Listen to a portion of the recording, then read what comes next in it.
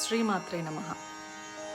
తనీయాం సంపాంసుం తవ చరణ పంకేరుహభవం విరించి సంచిన్వన్ విరచయతి లోకాన వికలం వహత్యేనం సౌరిః కదమపి సహస్రేణ శిరసాం హరః సంక్షుద్యైనం భజతి బసితో ధూళన విధిం.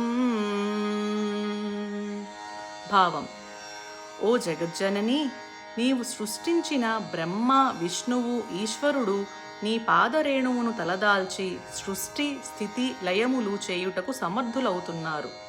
బ్రహ్మ నీ అనుగ్రహం వల్లనే అవికలమైన సృష్టి కార్యాన్ని నిరంతరం చేస్తున్నాడు.